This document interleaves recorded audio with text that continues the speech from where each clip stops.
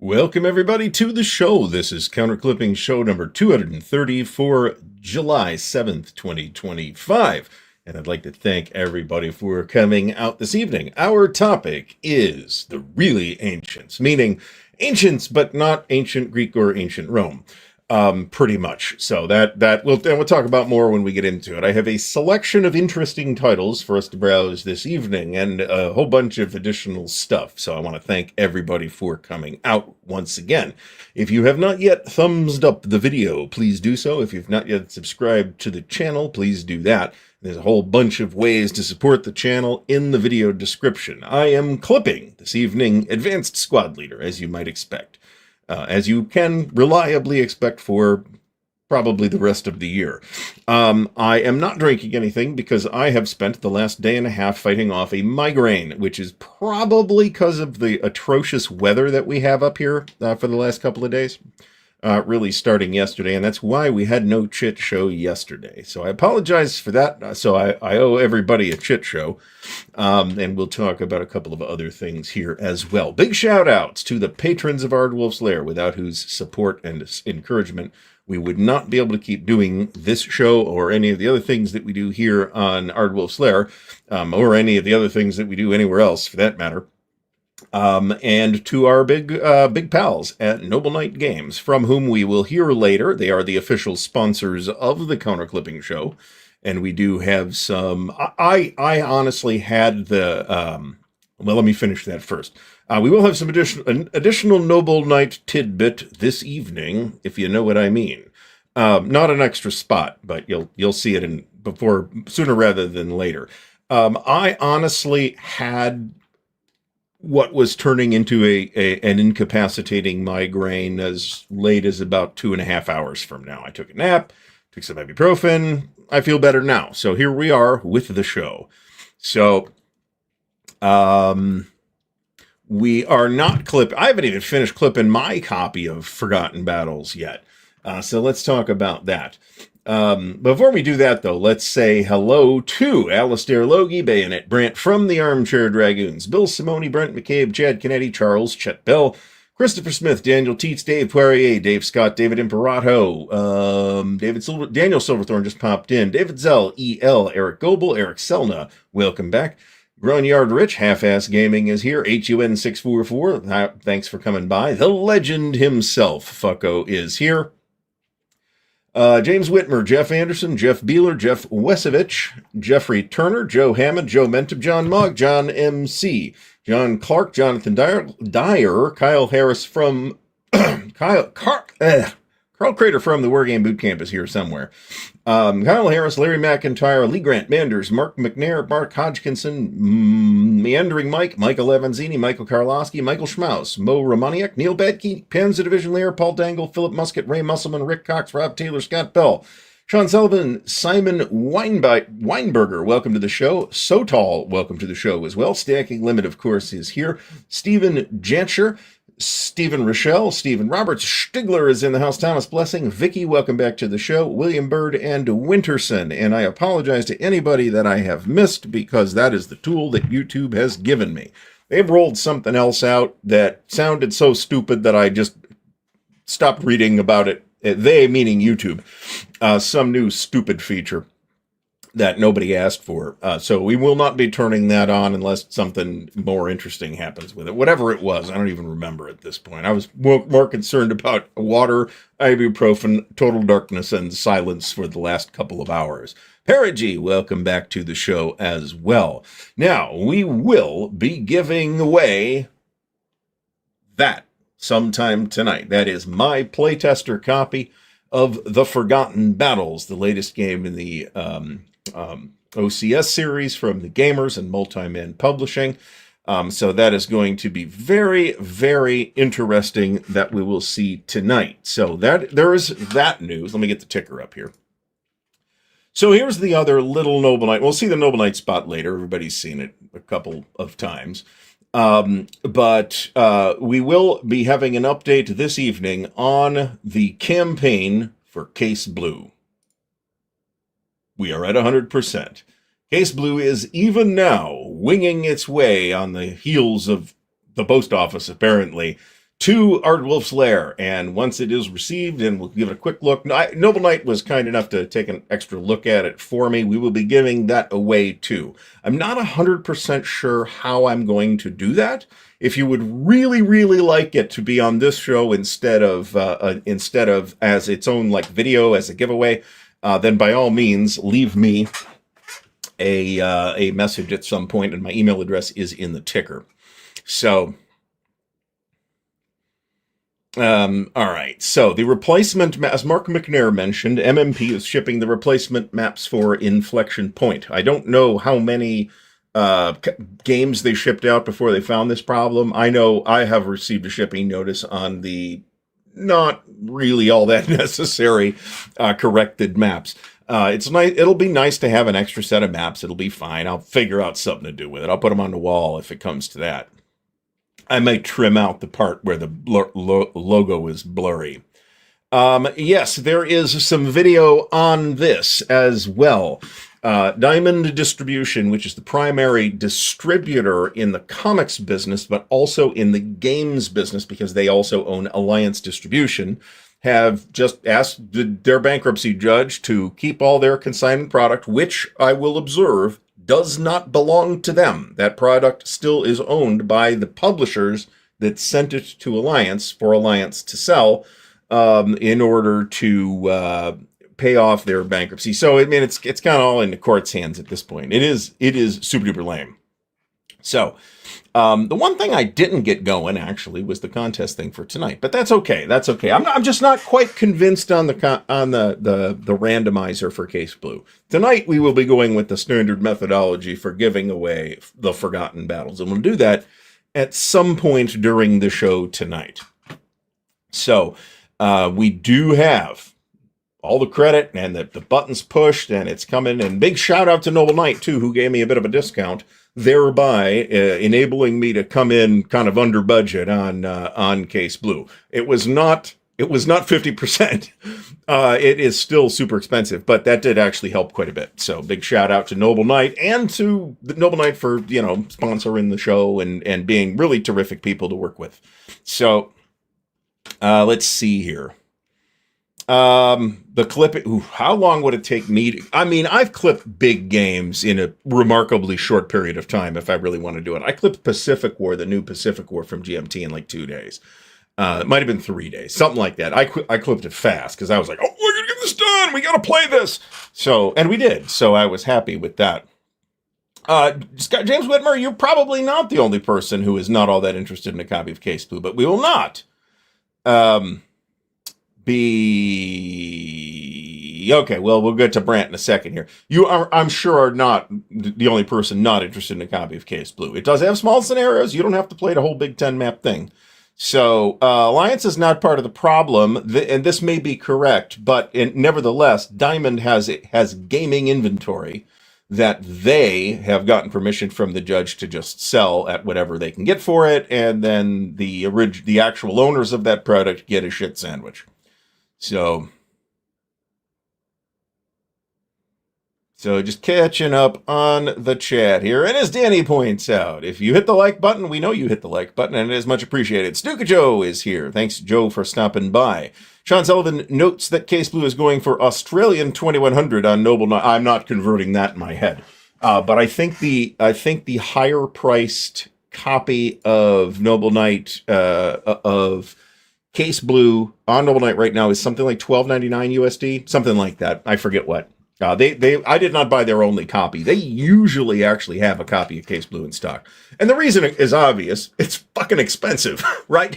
So, it's going to be difficult to talk the wife into spending $1,300 on a copy of Case Blue. But if you win it here, folks, you can tell your spouse or significant other or whatever arrangement you have at home, which is none of my business, that you won it in a contest. So... in a lot of ways, Stalingrad 42 is actually kind of the more approachable Case Blue. It's kind of the same topic for mostly, and it's 4 maps technically, but it's the size of 3 maps because 2 of the maps are half sized. But hey, Stalingrad, if that's your speed, cool. Alliance, I believe, bought Chessex at one point, and that may have gotten spun off, because as far as I'm aware, the only thing Chessex is really doing nowadays is dice and a variety of other things. So, and as Brant points out, Diamond does have a bunch of gaming inventory, and there was some random form the consigners needed to sign to get their stuff back, and had like 24 hours notice. Sounds pretty typical to me. So, when we run the randomizer, you will put hashtag something in the chat. That will be your entry. That's how that works. So, this is true. You probably are not going to be believed if you tell, oh, honey, I bought this, I got this $1,300 game in a contest. Yeah, that's probably going to be questioned, but if the spouse, if it is necessary to ensure domestic harmony at home, I will provide some kind of backup for you. Let me put it that way. So, all right, stick with Russia Campaign. Russia Campaign's a better game than Russian Front, in my opinion, but there might be some people that disagree with that. Simon has been talking of the big general board game publishers. I feel like Simon has made the most high-pitched noises in the wake of the tariff situation. Hopefully, with the way things have shaken out, it's slightly better. But there's that. I should tell people this, actually. This is a fabulous idea. I will beat your ass if you do this, if I see you at Origins doing this, Jeff Beeler. So, because I will be there. And I will find you. So that's true. There will be an actual show. You could show the clip. That's a fair point. Good call, Jason W. That I didn't think of. So yeah, it'll be hashtag something. So, so we will be doing the Case Blue giveaway at some point. I want to get the copy in hand safely, and so we know it's all done. And I probably will end up shipping it UPS just because I have a little more faith in UPS is tracking at the moment than USPS, and it's going to be goddamn expensive. So there you go. Chad Kennedy has set up and played a 4-map scenario of Case Blue solo. So not only can this be done, you can do this on 2 folding tables, 2 standard size 2.5 by 6 foot folding tables. There's a lot of 4-map stuff you can play in Case Blue, to be honest. So there's that. So I have not worked on a Liam Neeson impression. Maybe I should do that. All right, so let us get into the topic as we commence to clipping. Chad Kennedy also, thanks so much for the support. It is greatly appreciated, and I really say thank you. So, all right. Variable combat. So is this the Compass game for the Compass Fallblow? This actually, I have this too. It actually looks quite good. I actually really want to give this system a whirl. And the designer, who's somebody, Greg Blanchett, I think, is the designer, is coming out with a new one from Compass as well. That is also using at least a similar system. So this is true. We'll have to see. Like I said, so if on the giveaway tonight, this will apply to Case Blue too. If you are in the U.S., I will cover shipping. If you are not in the U.S., I will ask you to split shipping with me, as usual. So Spring Prelude is the new one. I do think that it's maybe not the world's greatest title, Spring Prelude. A prelude to what? I mean, we know, but a lot of folks might not. So there's that, but we'll see. Neil Badke mentions that Simon's latest game was pulled by the designer or developer. They will honor all Kickstarter refunds, but they're out the money for tooling the minis in the chain. Ooh, boy, that sucks. And that is the big setup cost. The setup cost of doing miniatures is a huge, a significant cost, assuming that they are plastic miniatures and not metal miniatures. Metal miniatures can be done on a pretty small scale. You'd be probably pretty surprised. A guy I knew in Westlake, Ohio, years ago, was at that time the distributor. Like this dude, this was probably 20 to 25 years ago, so to give you an idea. This dude was at the time the distributor for Games Workshop historical miniatures in the United States. At the time, there have been a couple of periods where you could get Games Workshop historical miniatures here in the States. I think they still make them. I could be wrong about that. But this dude also happened to have a spin caster in his basement.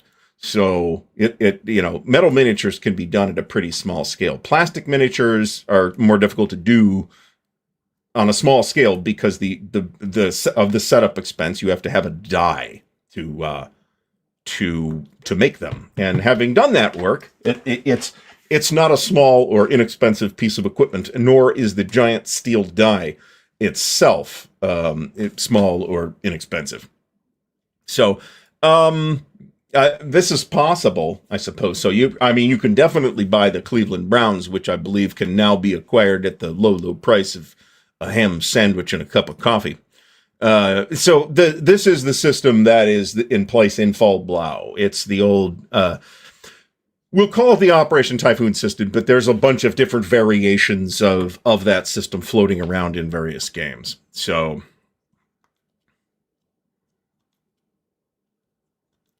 CMON might just be fucked. That it might be that simple. I'm not really monitoring that situation. Because CMON doesn't make any games that I'm interested in is really why. I guess that War for Arrakis is from them, and somebody had it for sale at Origins, but they wanted MSRP for it. It's like $150, and I did not buy it. So in Poland, Mike Reed says, there is a manufacturer, Wargames PL, that does a great and reasonably priced trade in minis. They've done a very cool minis-based game, Anno Domini 1666 with minis. Okay, that's cool. So, yeah, well, there's this. Great move, guys. Great move, guys. Thanks, Cleveland. Really appreciate that. I have not played the Song of Ice and Fire minis game. I am prepared to believe that it is fun. I have, however, played the Game of Thrones board game in its original edition which I might even still have, from, I think, Fantasy Flight, and it's pretty good, actually. So Jeff B... This explains why I haven't heard of most of, or don't know anything about most of their games. Most of their games I probably have heard of. Well, at least the big ones. But all right, I have heard good things about War for Arrakis. I've heard it's a lot like War of the Ring, which I do have, and which I think is pretty good. But I'm not going to undertake some kind of fantastic effort to buy the Dune board game. I have two Dune games already. Well, 3 Dune games, now that I think about it. I think that's okay. I've got the RPG that Modifius did a couple of years ago. I really think it looks good.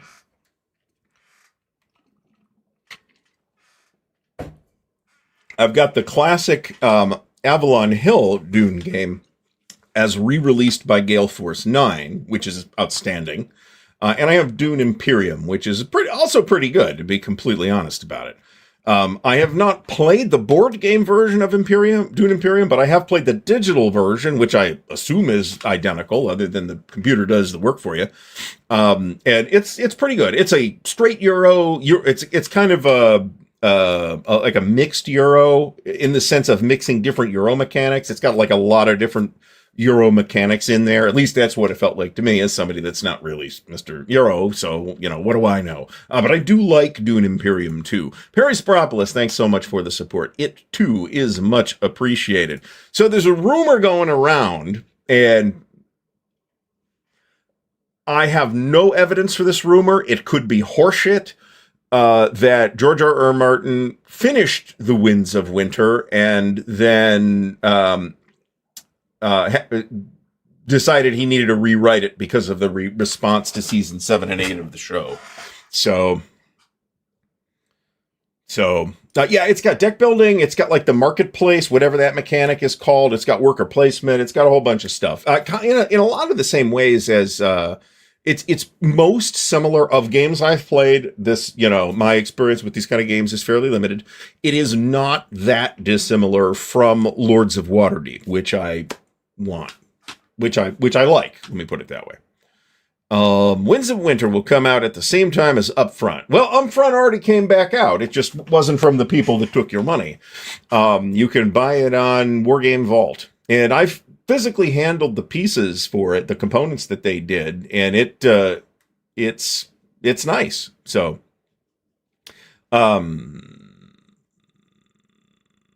All right. I don't know anything about Arcnova. I don't know anything about this. I mean, I've heard the name. That's about it.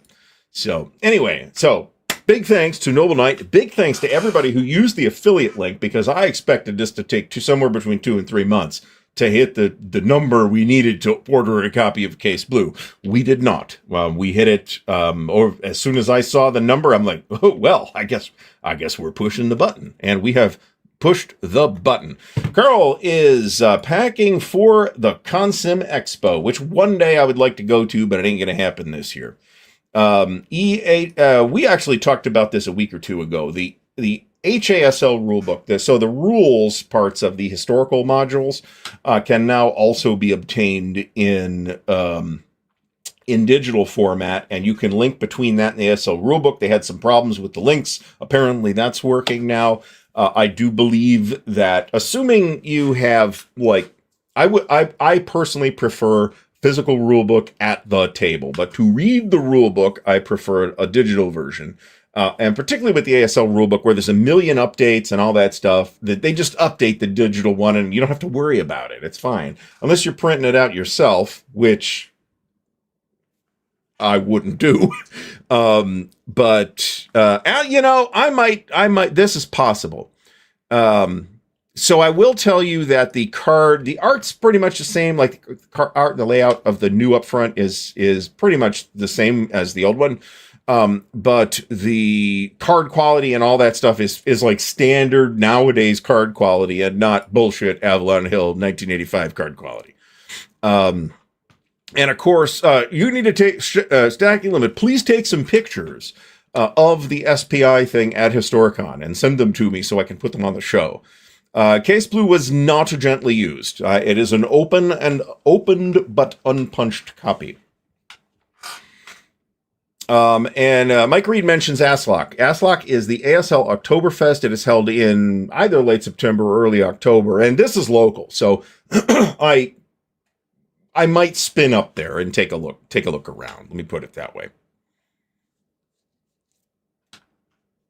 All right, we are still working on it. Well, and hey, if George thinks he can now do better at the ending of the story than he did, I can live with that. We'll see him sooner or later. I've got all the other books. I've read the first 3, I think. And I will get back to it eventually, but I'm not in a tremendous hurry. I do think that those first 2 to 3 books are really, really strong.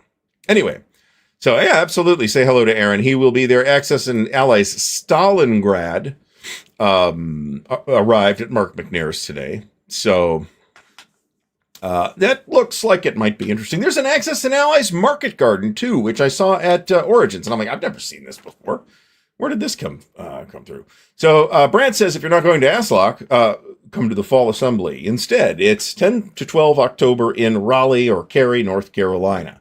I will rely upon Brant to provide the details of this, but they are also available over at the Armchair Dragoons website at armchairdragoons.com. Mr. Carl Fung, thanks for stopping by, Carl.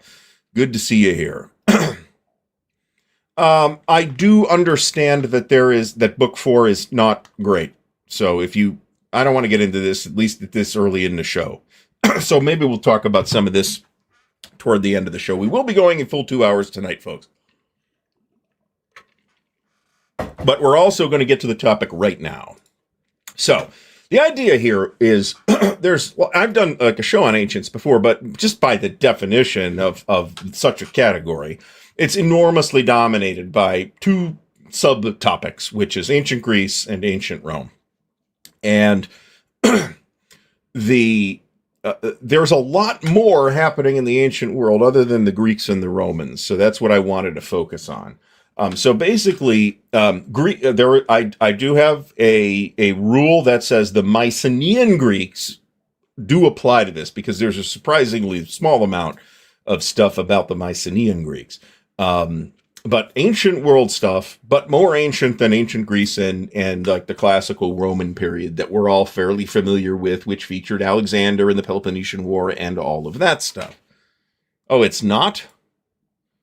Okay, I didn't know this either. I'm like, because it kind of looked like an Axis and Allies thing. So, and Brant has an after-action report up at the Armchair Dragoons website, which I will put a link up at some point soonish in the show tonight here, so people could go look at the after-action report for Origins, so you can see just how much wargaming is happening there, and if anybody needs to be sold on it, there's plenty of wargaming happening at Origins at this point. There was a crap ton of events and a crap ton of people playing in those events. So what inspired the topic here tonight, though, was I've been doing some reading on ancient Mesopotamia, in particular on the Sumerians and the Minoans, who were not, by the way, Greeks. So, I mean, I will ask you to engage with an actual expert on that particular question, but Assyria, Sumer, ancient Egypt, these are topics that there are actually a lot of games on, but not a lot of war games. So we're focusing on the war games, and I do have a couple of war game adjacent things in here tonight because they are war game adjacent, having been published by a war game publisher. So but I left out CNC Ancients because most of it is, in fact, ancient Greeks and Romans. Super fascinating, super fascinating history of ancient Mesopotamia. I have always been interested in this topic, and I've got several of the games that we're going to talk about here tonight, and have played a few of the games that we've talked about here tonight. Do I have Chariot Lords in here? I think I do have Chariot Lords on the list. But we're going to start somewhere else. We're going to start with Iliad, the most renowned war legend from International Team. I assume that subtitle has been brought to us by the same folks who were responsible for All Your Base Are Belong to Us. That is the actual subtitle on the actual box.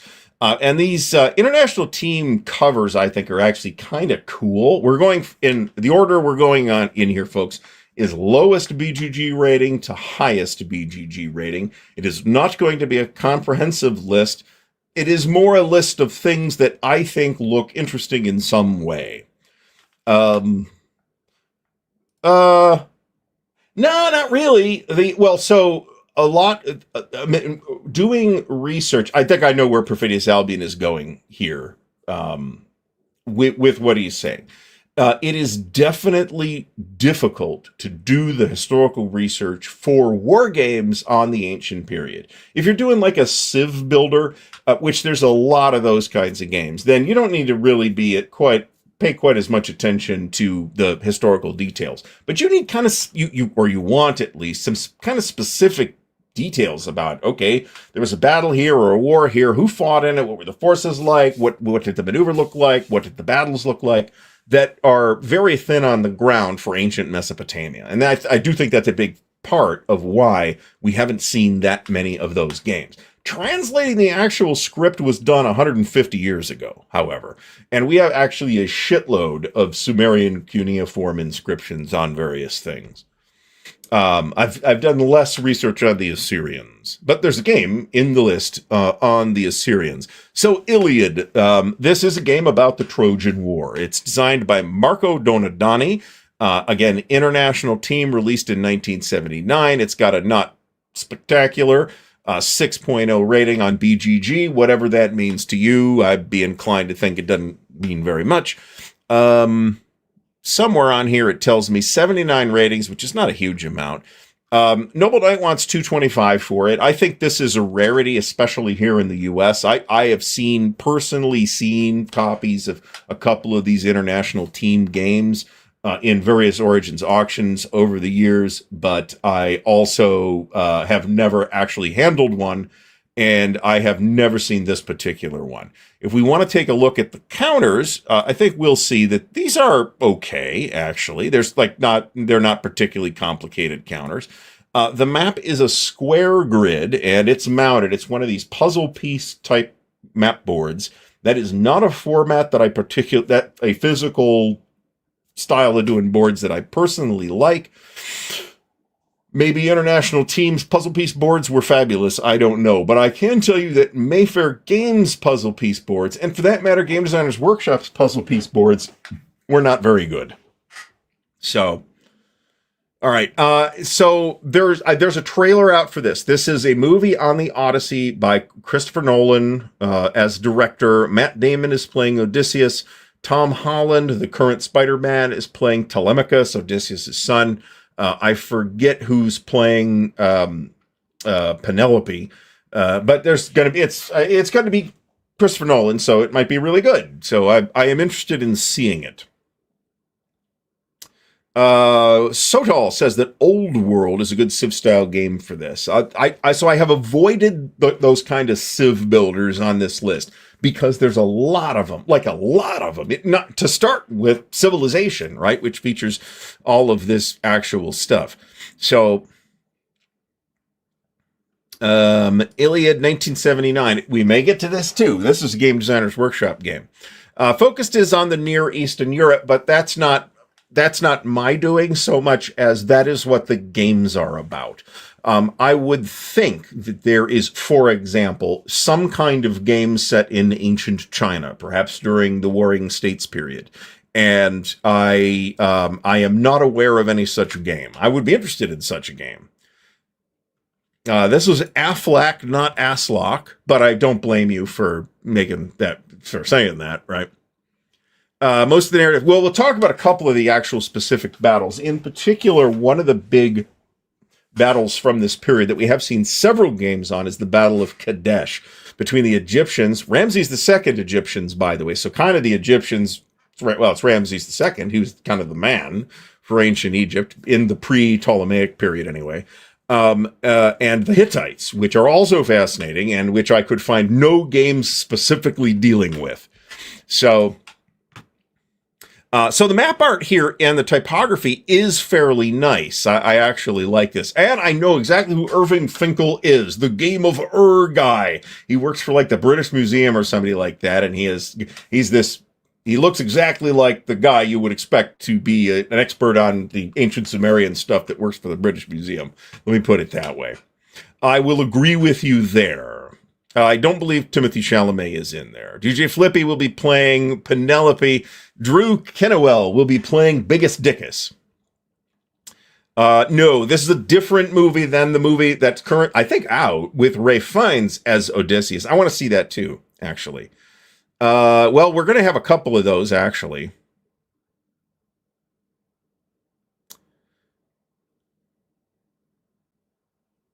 All right, let's see. Ridley Scott. So Neil Badke says there's the Three Kingdoms game, but it's in Chinese, which is not helpful for me personally. I don't read Chinese. And at this point in my life, I'm sorry, China.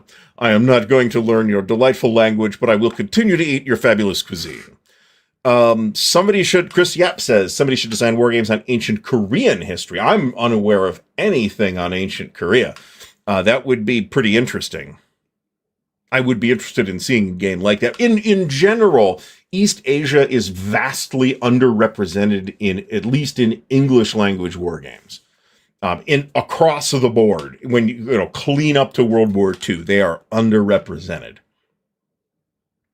So the trailer is playing before, I think, Jurassic World, whatever the new Jurassic World movie is. I know nothing about it. I haven't seen any of those movies since like Jurassic Park 2. I saw a trailer for the new Jurassic World with some people, Scarlett Johansson's in it. Man, it looks bad. That's all I know. So, Kadesh, well, I'm not sure if Kadesh is the biggest battle in the period, but it's the battle that we actually know something about. So we have seen that. I remember this. This was actually awesome. At least I thought so at the time. Romance of the Three Kingdoms. This is a franchise that continues to this day, by the way. You can go buy the latest Romance of the Three Kingdoms on Steam. So, Kyle Reese, thanks for stopping by. All right. I got it, of course. Zendaya is in the movie. And I don't have a problem with Zendaya particularly. But I have no idea what role she will be playing. Charlize Theron is in the movie, too. I think this is not official, but my guess is that Charlize Theron is playing Cersei. I think Charlize Theron makes more sense for Cersei than Zendaya would. Cassandra is not. Actually, it could be that Cassandra, but there's no reason to put that character in the Odyssey. So, but I don't think that has been announced. But I also haven't seen the trailer yet, which I think is not yet on the internet officially. You can go see it live, I guess. All right. Well, this has always been true. This is not a Zendaya problem. This has always been true, at least since the 40s, to be fair. All right. So I'm kind of trying to not pay attention to the Jurassic talk. This is also true. South Asia. I can think of a couple examples of South Asia, though, but not many. There are Asia in general.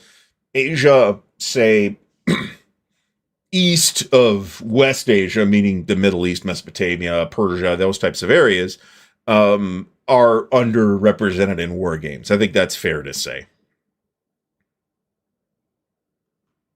All right, so I'm scrolling down to the bottom here.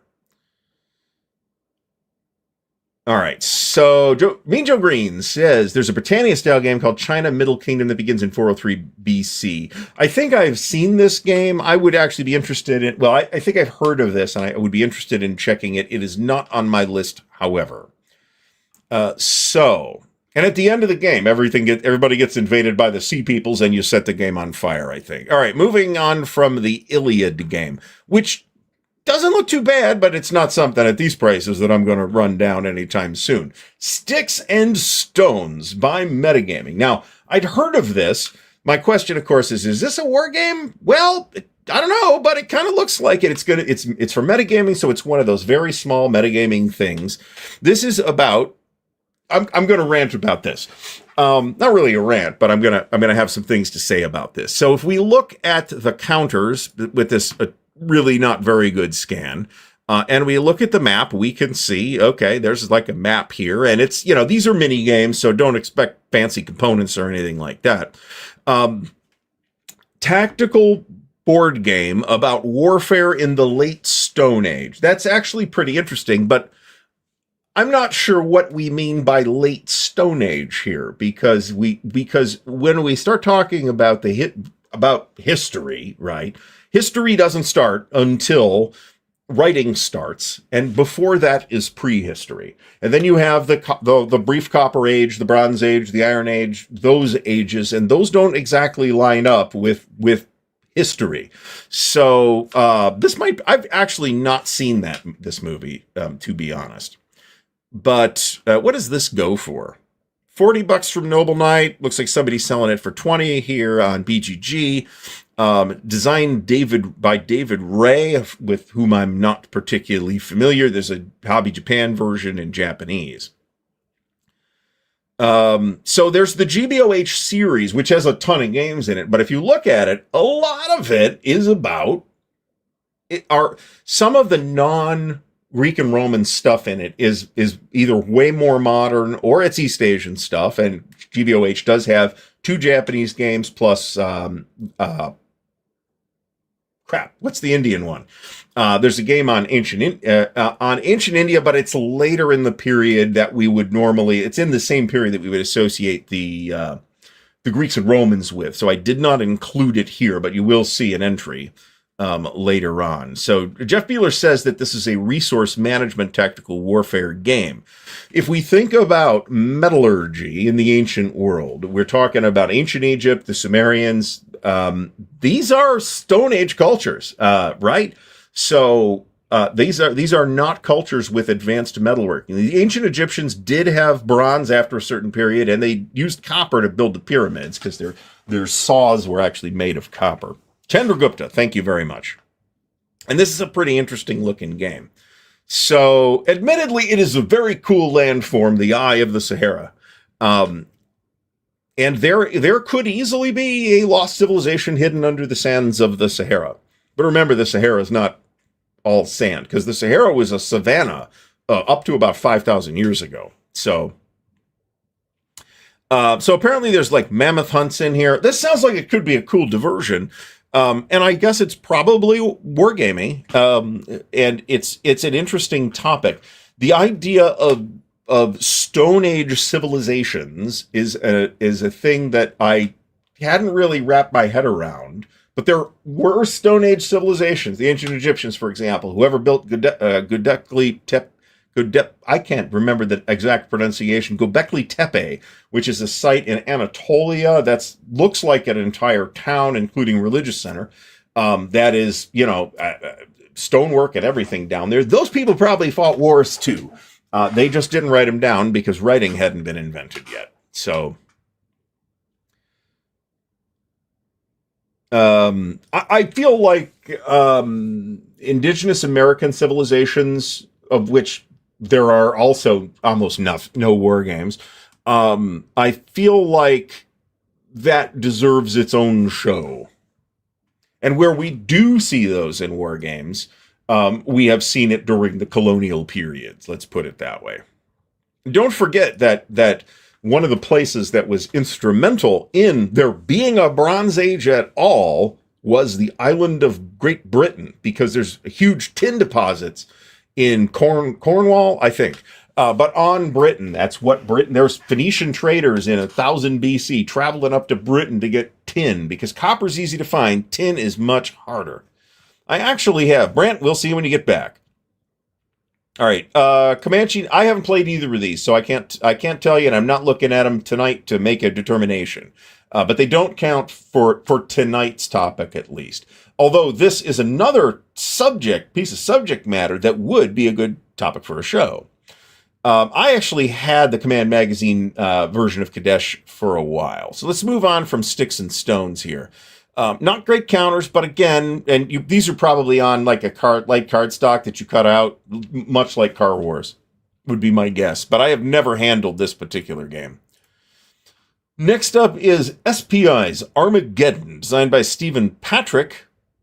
I thought it was Patrick, and John Young, according to BGG anyway. And this is one of these really oddball, only SPI would have done a game like this types of deals. Tactical combat, 3000 to 500 BC. So real ambitious. Here are the counters. And the counters actually, they're like 2-color counters, which is very unusual for, this is the magazine version. Very unusual for SPI this early. This is a game that came out in, 73? 72. If we look at, I guarantee this is not a complete copy of the game. It doesn't go for bazillions and bazillions of dollars. There was an S&T version of this. This was also available in the flat, if I'm not mistaken. Revolt on Antares. I thought Revolt on Antares was actually TSR. I might be wrong about that. It was a mini game though. TSR had a line of mini games too.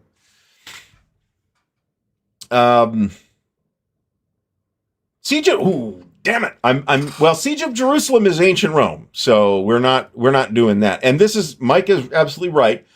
This is the precursor to one of the press dives, which is also on the list here, Chariot, which is part of Press Dive's Master Pack. I, too, am waiting with bated breath, and have been doing so for 20-plus years, for Thunderbolt from GMT. So I can tell you that. So if we look at the counters, again, pretty interesting counters. The map is kind of what I'd expect from SPI in 1972. It's got, like, a bunch of text on the map sheet as well, and the map itself is not particularly interesting. This is one of those, like I said, weird things that really only SPI would have done, because it's like 2,500 years of history, right? GMT's we'll get to Genesis as well. David Zell, Armageddon was first war game. That's very interesting. Yeah, TSR did several micro games, at least 3 of which I remember. Revolt on Antares, Saga Age of Heroes, and there was one about vampires, too. And I don't remember what that was called off the top of my head. But they did some more that I can no longer remember. So, as usual, SPI stuff tends to be interesting in terms of the topics that they were bold enough to engage with. I do not believe that anybody would try to do a war game with a topic like this nowadays. I think we might see I guess Dawn of Battle sort of edges into this sort of territory. to be honest. GVOH does too, but as a whole series and not as an individual game. This is actually the Kadesh game that I had. I never played it, and it lost some pieces, so it's never going to get played. And I might have gotten rid of the magazine at this point. Speaking of the devil, again, we are going in order of BGG ranking here. Let's clip counters while we're at it. Yeah, there was. And I don't think it was Saga Age of Heroes. Anyway, that's not what the topic's about tonight. I mean, yes, but I have arbitrarily chosen to say Mycenaean Greeks count and Alexander doesn't. And the Peloponnesian Wars don't. Because there's a bunch of games about the Peloponnesian Wars or about battles of the Peloponnesian Wars, much less so about the Mycenaean Greeks or the Trojan War. So, Day of the Chariot, Kadesh. We will immediately see that the counters are very interesting looking, and you probably won't be able to see this on the screen, but they also have this kind of linen textured finish on them, which gives them, remember, I have handled these, which gives them kind of a neat look. Some people do not like against the odds counters. I actually don't mind them. Let's see here. Vampire. Yeah, I think this was the TSR one.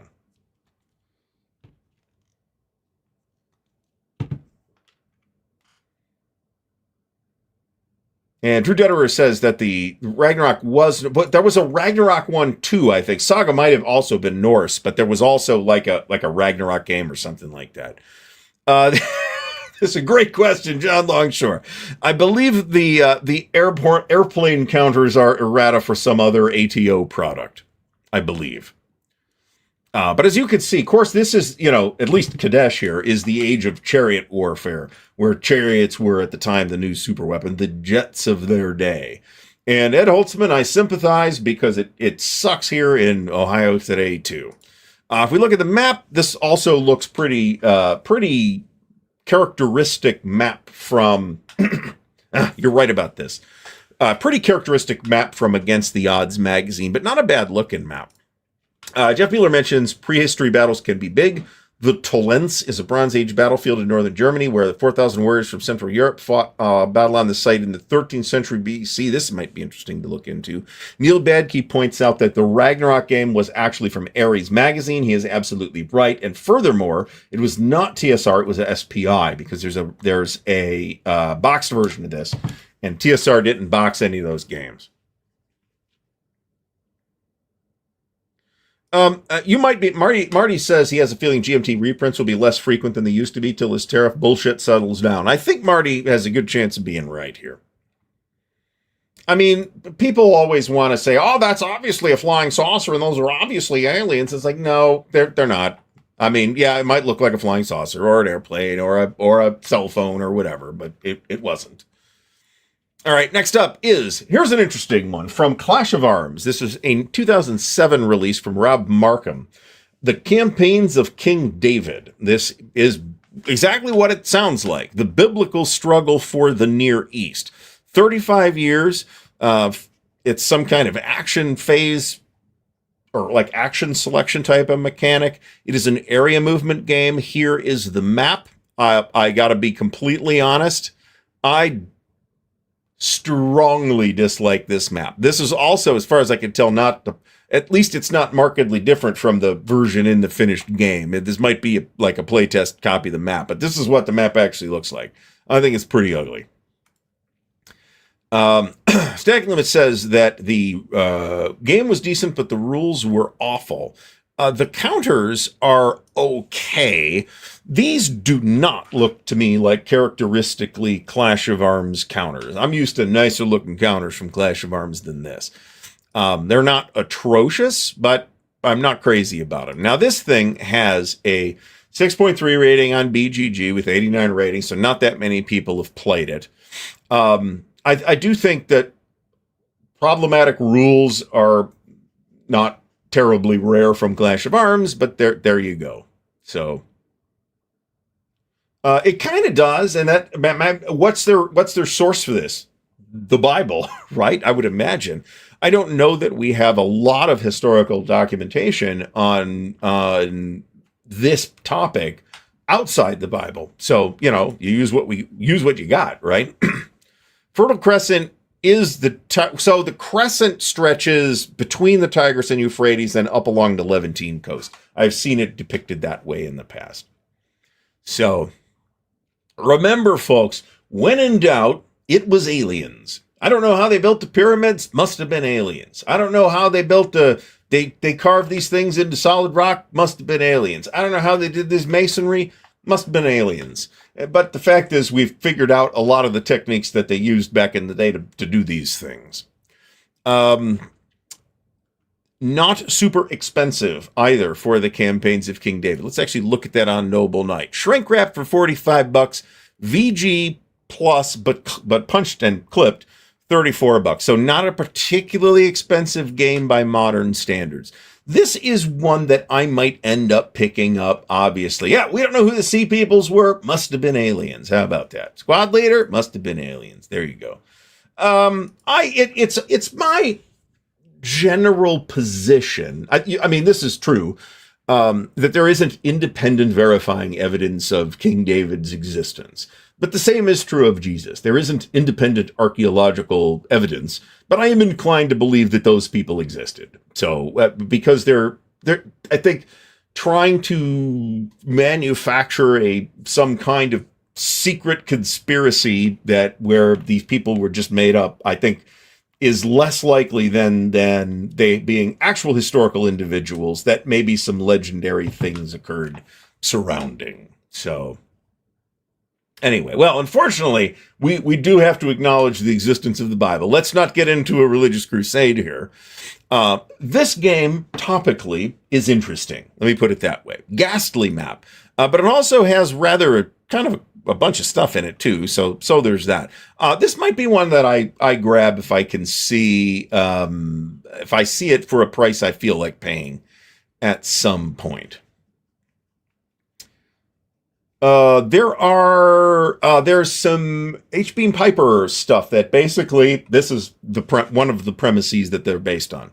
Look at the what was it called? The Paratime Police stories, which are pretty good, actually. All right, so moving on from the campaigns of King David. Time-wise, we're doing okay. We'll be hearing from Noble Knight in a couple of minutes here. I mean, it's always aliens, right? All right, so this is the Wargame adjacent title. This I've given this a look, and this is a Civ builder. Ancient Civilizations of the Inner Sea, and then there's another. This is the lower rated, but earlier of the two, and this is the one. If we look at the map, we will see that it deals with Mediterranean civilizations. I feel like this is basically a Euro, a Civ Builder Euro, but it's, there's combat in it. I think it's Wargame adjacent. And it's a Mark McLaughlin design. Mark McLaughlin and Chris Vorder-Brugge. Mark McLaughlin is, of course, a designer who's brought us some really solid stuff over the years. And the game looks interesting. I'm not sure. I haven't played it, so I can't vouch for how good it is. It did pretty well for GMT, and I've seen it being played at Origins and stuff, so presumably it's not a complete turd. It will vanish from the public eye if it's a legitimately terrible game. Inside wargaming, right? So I'm not going to talk a lot about this, but because, like I said, it's Wargame adjacent. It's kind of in here because it's one of GMT's entries in this topic. And it art by Blackwell Hurd, who has a tremendous name.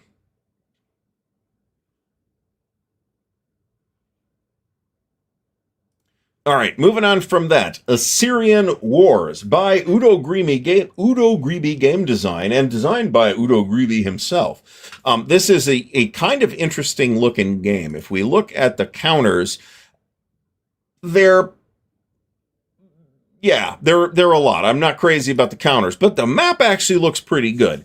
This is a point-to-point game. There's probably cards in here too, and in fact, we could see some cards on the back. And Lawrence Hung provided this picture for us. Not a bad looking map at all, to be completely honest. If we go back to here, we're going to see that there are cards, but I don't know that this is a card-driven game in the traditional sense. So,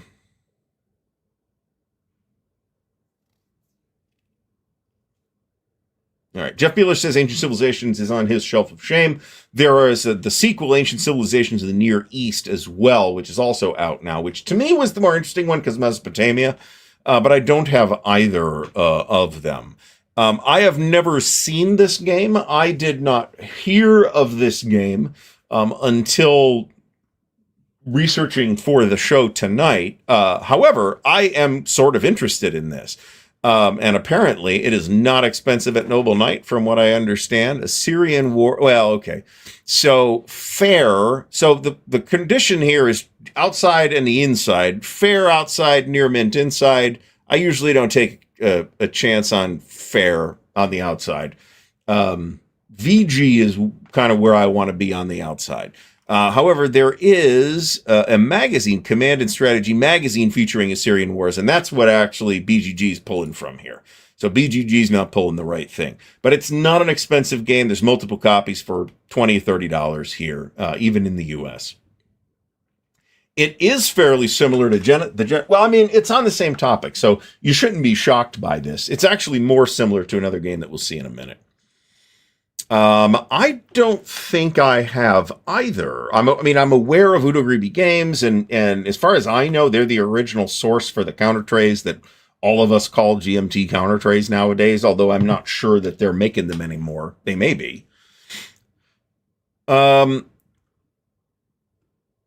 I am disinclined. I mean, you might be right, Drew, about this, but I would also say I'm disinclined to compare anything to Empires in Arms, really, because it's kind of a singular design. There's really not a lot that's much like it. So again, let's go here. Assyrian Wars. Man, these counters. Yeah, not crazy about these counters at all. But like I said, the map looks pretty good. It does kind of look like it's just based on an overlay on a satellite map, but I can live with that. At least if it's done this well. Chariot, Tactical Warfare in the Biblical Age, 3000 to 500 BC. This is the successor to Armageddon. And that's what BGG says as well. This is John Young design. It is part of the series that is colloquially called Press Dog's Master Pack, which is a 5-game pack. Only sold in flat boxes as far as I'm aware, and possibly in Ziplocs. Yeah.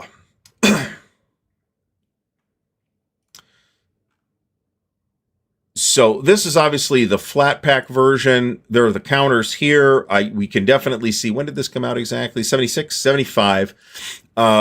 These are mid-70s SPI counters. This particular example looks pretty good. I would be concerned about registration on SPI counters from this period. Oh, excellent. Charles Latore has it on his back table. Now, some people really do like the Press Dogs games. I have never taken a particular interest in them, and they're kind of all over the place. In terms of period. This is the deep antiquity one. One of them was called Legion, which is the Roman one. There's one called Viking, which is like the medieval one. And it's, yeah, so that's just part of my issue. This is genericness is a distinct turnoff for me for war games specifically, not necessarily for other kinds of games. But I like a war game to be about a specific historical thing, or at least an imagined historical situation. And a super generic game like Press Dogs is not going to be. It's kind of this toolbox that you're free to develop your own stuff for, and that's cool, but I'm not necessarily incredibly interested in it just from that description. It looks like the Armageddon map. It looks a lot like the Armageddon map, actually. It looks a lot like the Armageddon map, but this is the re-implementation of Armageddon, remember. And remember, it's SPI in the mid-70s, so don't expect super duper fancy maps here.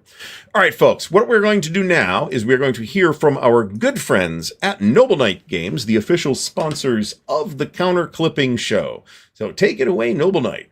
Here at Noble Knight Games, we've been carefully growing the world's largest selection of board games, role-playing games and dice, war games, miniatures and paints, card games, and more. Going on 25 years now. Our rustic castle contains more game and hobby goodness than you can shake a stick at. Complete with careful packaging and the finest customer service the land can provide. You can buy, sell, trade from anywhere in the world, just like nature intended. Noble Knight Games.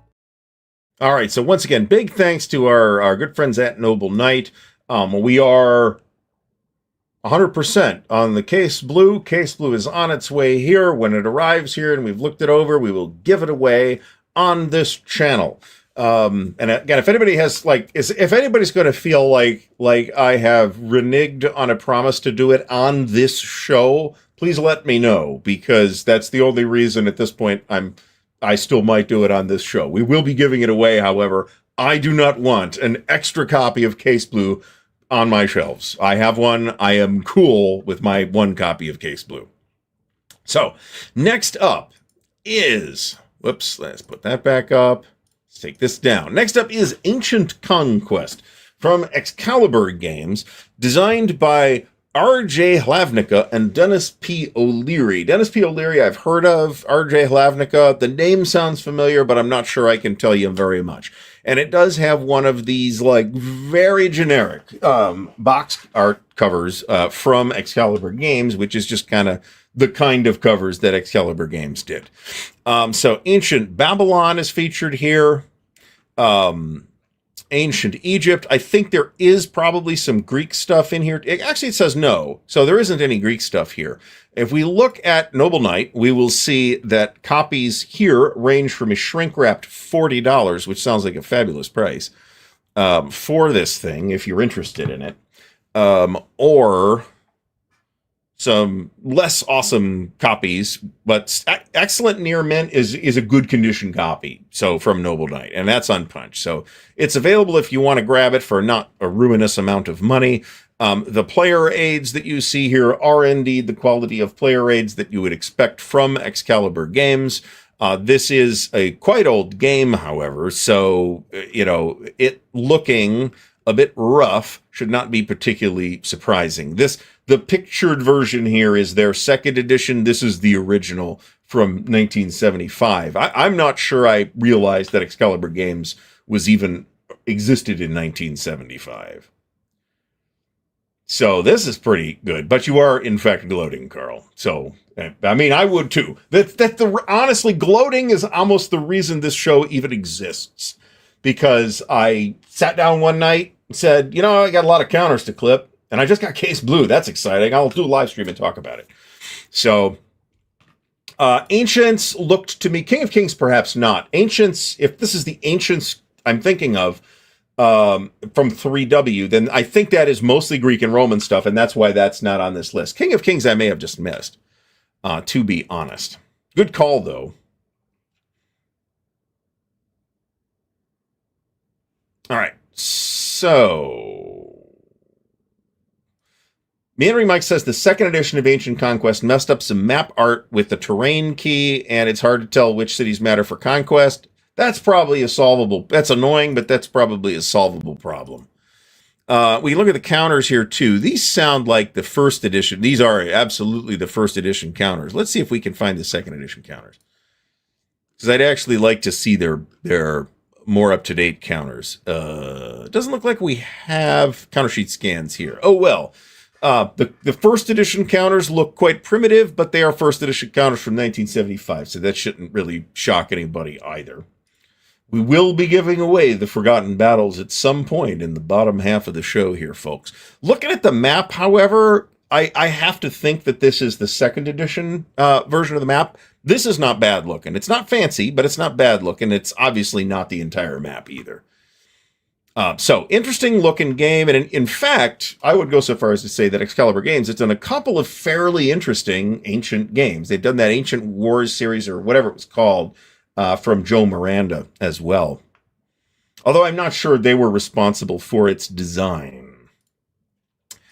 Next up is The God Kings, Warfare at the Dawn of Civilization, 1500 to 1260 BC. And we will see that this map looks kind of a lot like that Assyrian Wars map from Udo Grebe Games. Once again, we have a point-to-point map. I think that's probably going to be preferable for these kinds of topics, and we are going to see several of them. And you can see here pretty much the Fertile Crescent plus Asia Minor. All right, and now we have the counters, and the counters aren't too bad looking here, actually. I rather like these, and we see that we have Egyptians. I see Mitanni or Hatti, so Hittites, Assyrians, and there's some other ones here. And once again, the map, I do think this map looks pretty good. And if I'm not mistaken, this map was mounted. Stacking Limit has already mentioned that this is one of his favorite games on the period, and it's a nice looking game, to be completely honest. Let's see here.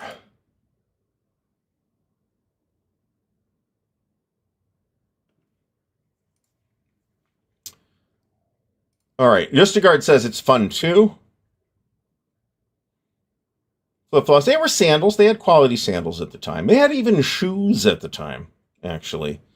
Green for the... I don't know. Is there like... I mean, what do you make the Egyptians? You can't make everybody tan or various shades of earth tones because that'll create problems. All right, so once again, nice looking counters. The game is fairly well rated at 6.8 on BGG with 133 ratings. Generally speaking, the more ratings are on it, I think the more the number means, but the number is never a definitive number, to be honest.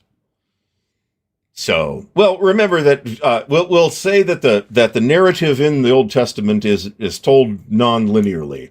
It's kind of all over the place after Genesis. And there's a whole bunch of stuff in a variety of different books. This is not my subject. I did take a class on early Christianity, but we didn't talk about the Old Testament at any point in that class. Well, I mean, I'm sure it was mentioned, but it was, we didn't cover the Old Testament very much. All right, so here's one that I also found while researching this episode. Champ de Bataille 2, La Bataille de Kadesh. This is once again the Battle of Kadesh between the Egyptians and the Hittites. I'm not sure who the exact designers are here. If it's actually like 6 designers, that seems weird, but who knows how BGG's tracking this. If we look at the counters, this looks like counters from the period in which Victus magazine was giving you a cardstock sheet of counters in the game, and you had to cut them out yourself. And the map, once you get this, and these folks clearly mounted their counters on something. The map's not too bad looking. When did this come out exactly? I'm not sure. This is not one I'm familiar with. 1997, so it's issue number 15 of Victus magazine, which is a fabulous wargaming magazine if you speak French, but my French is very bad. And I kind of don't mind the cover. I think the cover art is really good, but the cover layout and a lot of Victus is like this. Looks super busy to me. But that could just be a cultural difference too. I don't know what French magazines generally look like. What the hell do I know?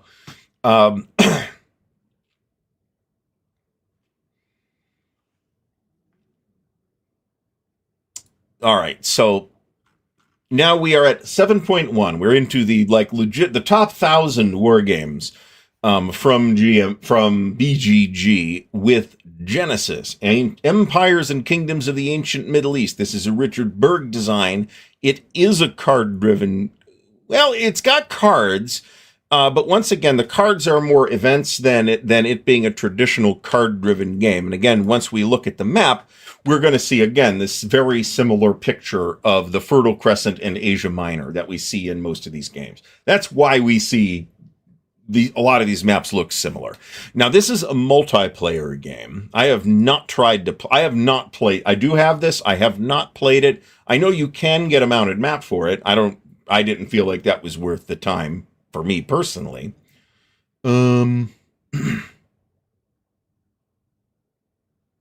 I mean, yeah, and some of the games look pretty good too, and there's some very interesting looking games, particularly on Napoleonic battles and stuff. Like a lot of the Jeux de Gloire games came out in Victus magazine.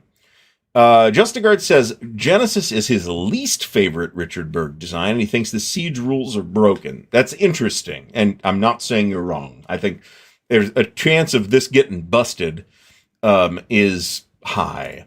Genesis, Joseph Caparula says the Genesis is driven by randomly drawn. So there's chit pull mechanic in here too. I always find it a little odd when there's both chit pull and cards in the game. I feel like you could have just one of those two things and it would have been perfectly fine. Interestingly, thanks to someone, you know who you are, I have just received a copy of Successors today in the original Avalon Hill Big Flat box. But yeah, same deal, same part of the world, right? Genesis looks like it has a lot of potential to me. If we look at the counters, there actually isn't a scan of the counter sheets in here. I think there's 5, might be 6, but I think there's 5 player positions. It's quite asymmetrical, which should be very obvious to see just looking at this map. Some of these factions will end up in fairly bad positions.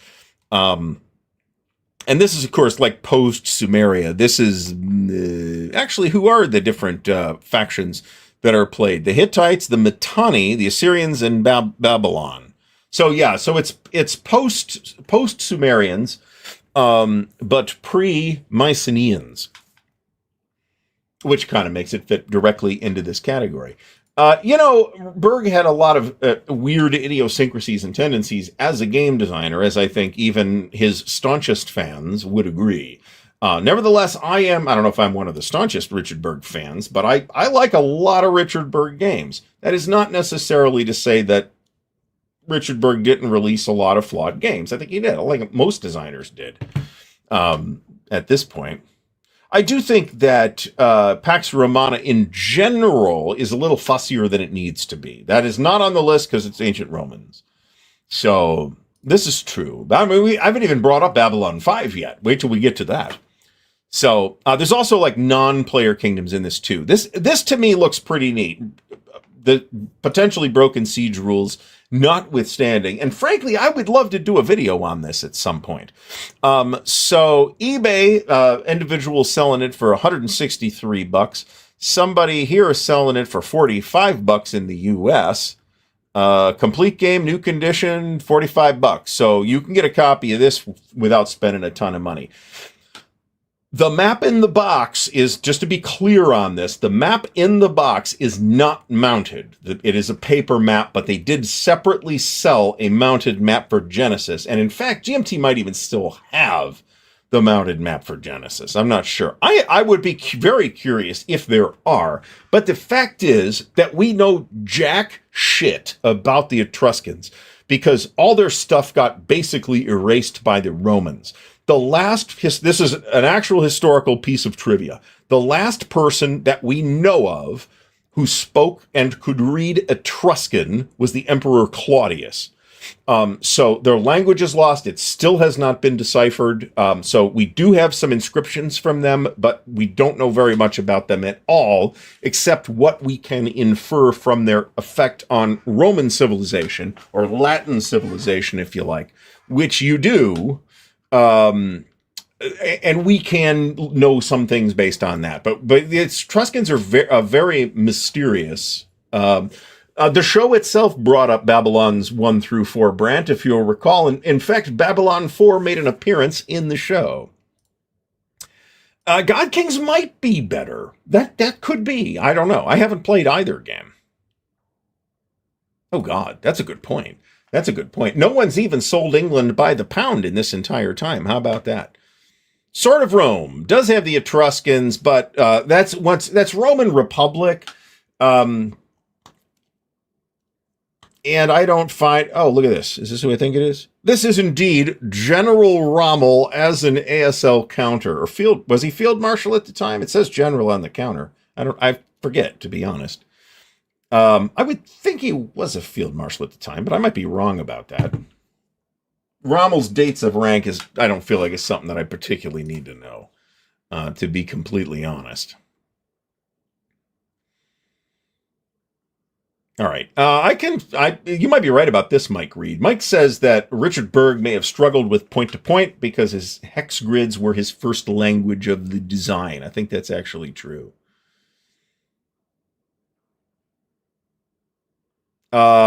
Correct. It was actually in the show twice. That Sword of Rome is pre-Roman Republic.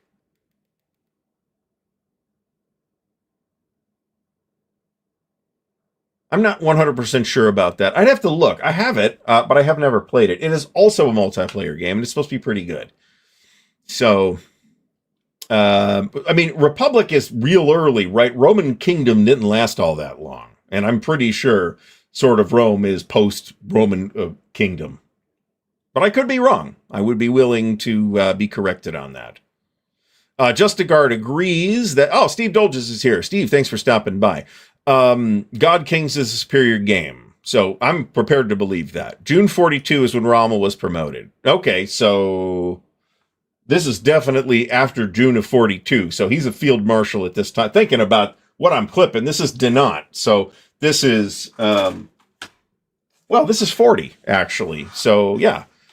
This is 100% Republican period. If these are the dates, and this sounds right to me, this is Republican Rome, not Royal Rome. Like I said, there's like 9 kings of Royal Rome. It's like 150 years in like the 750 to 500 BC range, without trying to pull the exact dates out of my head.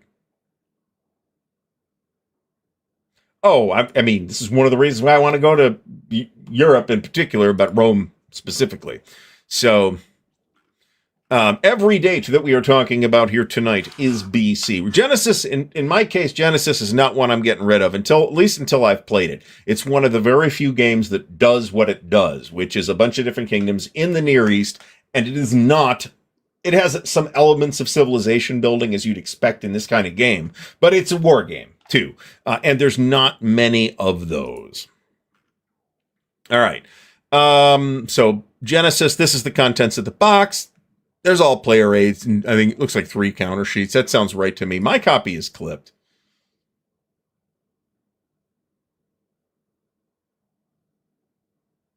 I think we have we may have a typo in this particular thing. 44 BC is where I would say Imperial Rome starts. But there's some flexibility in exactly where you would draw that line. Imperial Rome really starts with Augustus. So maybe you say Imperial Rome doesn't start until Augustus has completed his consolidation of power and defeated Mark Antony and all that stuff. This took several albums, though. There's at least 2 or 3 good Genesis albums after Peter Gabriel left. And then they did Invisible Touch. And after and including Invisible Touch, I want nothing to do with that music. It is all shit, in my opinion. But that's not the first post-Gabriel album by a long shot. It's like the 4th or 5th. Cradle of Civilization, another one from Compass. This, I think, does look to me like a Civ builder. If we look at the map, it is an area map and not a stunningly attractive one. Who did the graphics on this? A bunch of people that I haven't heard of. So I'm not going to try and blame anyone in particular. Not every component looks bad. The cover's fine. Although it does use Papyrus as a font. Papyrus is never a good choice for fonts for professional purposes, just because it was like the cool font that everybody with Microsoft Word used for 20 years. And now we've all seen a ton of it, and it makes you chuckle when you see it. So it's kind of a bad look. So Alistair says that some of their strongest materials during the Collins period. Trick of the Tail is a very good album. Abacab is a solid album as well. I would agree with that. And Duke is pretty good too, as I recall. So, this is a good point. So there are all kinds of divisions that one can make in Roman history, right? You've got the Roman Rome and the Constantinople Rome. You've got the Rome before the reforms of Marius versus after the reforms of Marius.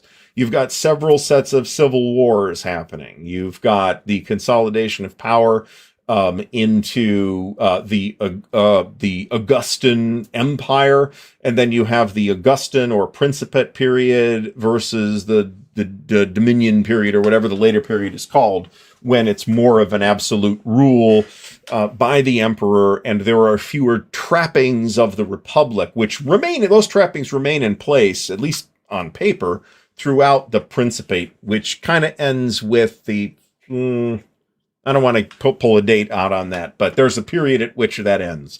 And it's definitely toast by the time of Diocletian. That I can tell you that. Now, Manry Mike is quite right. There's basically two games in this box, one of which is kind of a civ builder and one of which is a war game. It is actually the civ builder that fits the topic. Alexander and Darius are out of topic for this particular topic. And that's why we have probably two designers here, Sean and Daniel Chick. So the Sumerian of Persia is Bronze and Iron Age. Kind of ends with the Persian Empire. Players of History of the World will recognize the base mechanics. I have actually played that, but it's been a long time. So there's that. Okay, and then, of course, we got the map here. We also have the counters. This looks like a back of the sheet, to be honest, but not crazy about the counters, but it's strength points. So, I mean, the counters are not going to be incredibly fancy. There's nothing wrong with these counters for this particular game.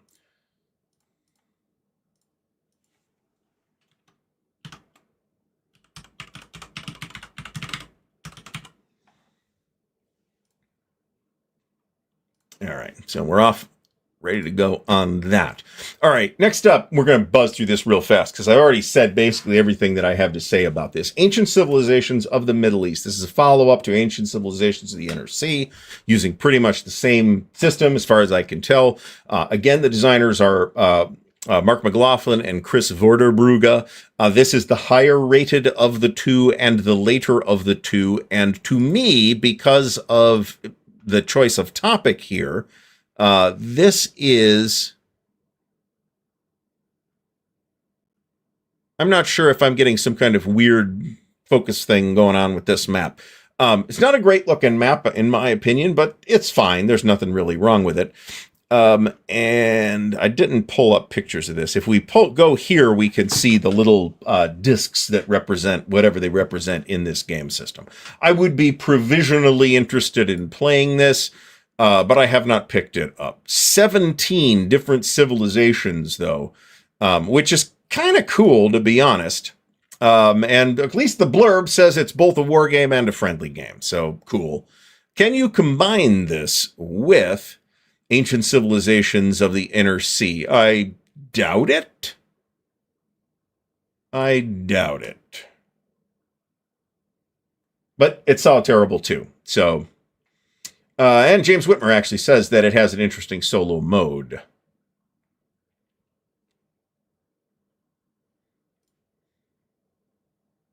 It kind of does, doesn't it?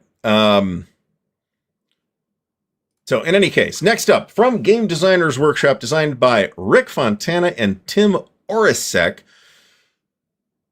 Iliad, The Siege of Troy. Now this is, we can see the counters here. So this is going to be the second printing.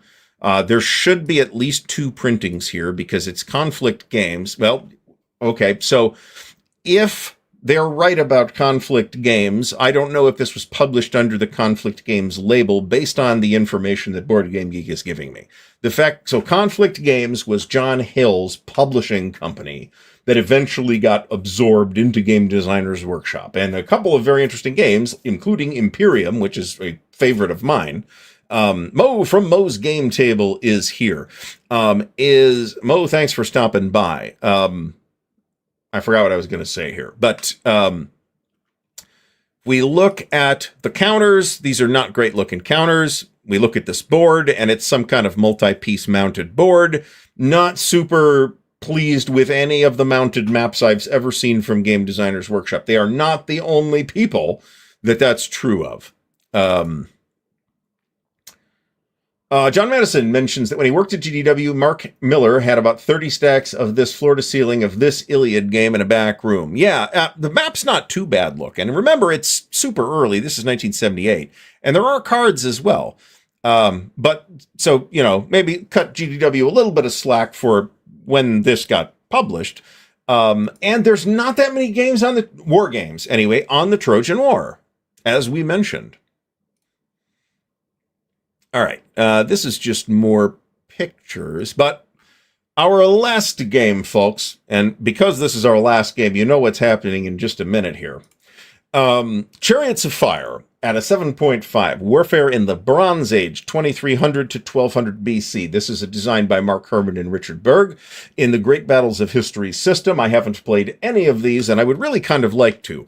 So what we get here is a Battle of Sumer featuring Sargon. I don't know what historical research we might have had for a lot of these. It's not the only game on Megiddo, I can tell you that. Kadesh is in here as well.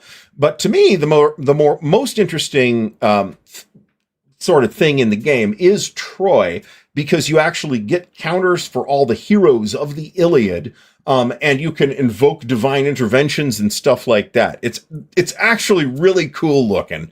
I don't know that it's ever going to be even the most hardcore Ancient World or GBOH fans' mainstay of play, but it's going to have a lot of cool stuff in it. And this game does look really cool to me. And this is another one I'd really like to do videos on. Sumerians, Akkadians, Egyptians, Canaanites, Hittites, Mitanni, Arzawans, Assyrians, I don't even know who the hell these people are, and the Mycenaean Greeks. Those are in the Trojan War. Okay, so super interesting game. There's a bunch of battles in it. I would have loved to have seen a Chariots 2 or something like that. Sargon, take me away. Now, I don't know how well this works, to be fair, but chariots are like, just as in a lot of the Greek games, the phalanx, or let me clarify that statement. Just as in many of the games dealing with the Greeks, the phalanx is kind of the principal weapon, if you will, in the game. In Chariots of Fire, the principal weapon system is the chariot. And that's one reason why this is pretty cool. Now, as a GBOH game, I didn't look at this in advance. I think we can see that it's kind of expensive. We have a Canadian copy for 129, a British copy for 195 pounds, which is probably about 230 bucks now. And a copy from Sweden for 79 euros. And there's a fourth one. Where's the fourth one? Like new, in the US for 129. And then if we look at Noble Knight, prices go from 120 for a clipped and punched copy to 180 for a shrink wrapped copy. So GBOH, out of print GBOH games have, do they? Did I miss this too? Because I could be interested in a reprint if it added additional material. I don't know that there have been any expansions for this, even in C3I. I might be wrong about that. I don't think there were. Well, we can find out. We're right here. I think we will see that there are, in fact, no expansions for this. And BGG does tend to list the C3I issues. By the way, after tonight, we'll be giving away Forgotten Battles. I will have a couple. I expect, assuming they arrive successfully, to be giving away a couple additional things as well at some point over the next month or so. That will be less substantial than either Case Blue or the Forgotten Battles. So, moving on from Chariots of Fire, this was our last game of the topic this evening. So we will now move this over. Hashtag Forgotten Battles, all one word. And you may be the beneficiary of this fabulous copy of the Forgotten Battles in the shrink wrap. This is my extra copy. It came from being a playtester. I wanted 2 copies. I do not need 3 copies. And you, whoever wins, is the lucky person. So as usual, hashtag Forgotten Battles for this. I will cover shipping within the United States. I will ask you to split the shipping with me 50-50 if you are not in the United States. So hashtag Forgotten Battles. We'll give, we should have a robust turnout on this one, I think. I have played so I'll talk about Forgotten Battles for a minute. I was in the playtest. I playtested this a couple of times, under the watchful eye of Tony Burkett himself, the designer. And I think it is a tremendous game. And also different, noticeably, from a lot of other OCS games in that there's a lot of positional stuff going on here. It is going to be grindy. If what you like about OCS is the big sweeping tank movements by tank divisions or mechanized corps or whatever, then you're going to really have to work to make those things happen in this game, because the terrain is not, most of the map does not have terrain that is favorable to that kind of thing. Nevertheless, there are some open areas and there are opportunities for breakthrough, as we saw in our playtest game at Winterfest a few years ago. I liked it a lot. I bought a second copy because I am basically buying 2 copies of all the Ostfront games, or games that are linkable to Ostfront, so that I can have an Ostfront set, but then I don't have to try and figure out what's what in the Ostfront set if I just want to play Third Winter or Forgotten Battles or Hero City. Hero City is not out yet. We may be seeing a pre-order for Hero City fairly soon. From talking to Tony, it is pretty much ready to go from his side, right? Once he turns it over to MMP, there are some additional things that will need to happen. And I'm not sure if Carl, you are not eligible for this contest. I declare that you are not eligible to be the winner of this contest. So if Carl Fung wins, we're re-rolling it. I think if you enter twice, I think it will not count your entry for twice. We'll let this. We'll keep this up for a couple of minutes here while I blab. So you get final word on the 4-pack of Third Winter, Forgotten Battles, Hero City, and Crimea that MMP will be doing 10 years from now, when all of these are out of print and going for thousands and thousands of dollars. So the wheel is in your hands, Carl. But also, if we get a case, a Case Blue 2 or whatever that looks like, if it's like, gives us the whole thing, I will be delighted. So, and they, that's something that they plan to do. So what about Babylon 5? Well, we haven't talked about Babylon's 1 through 4 yet. Nor have I watched any Babylon 5 lately. However, I actually do have a Babylon 5 cool thing. At some Lego convention, in the last week or so, somebody produced a Lego Agamemnon. If you remember the Earth Alliance warship Agamemnon, which featured in multiple episodes of the series, somebody built a model out of it, out of Legos. It looks like it's about 8 feet long. It's enormous and actually has the rotating cylinder in the middle. It's pretty cool. I will point out that in the show, when they're doing battles and stuff like that, the things are still spinning. Those things would not be spinning during battles. That creates big torque problems on the hull. So we can't do that. I will give Forgotten Battles, #Forgotten Battles, if you would like to enter to win this fabulous shrink-wrapped brand new copy of Forgotten Battles. Now's the time. So yeah, it's pretty cool. And as somebody who feels like Babylon 5 nowadays is criminally forgotten about, I appreciate that somebody did that and is a big enough fan to do that. So, John Haas, John, good to see you here. Thanks for stopping by. So I cannot either confirm nor deny this policy, but if this is true, remember, folks, it's YouTube's fault. So the gravity hubs did spin, and that was cool that they did that, but they would stop the spinning if they were going into battles. Well, fortunately, he has spelled it wrong, so he probably shouldn't be eligible for this either, to be fair, because I know he's got it already. So I think Babylon 5 is for Canada. I have no idea. I think it's on Amazon now.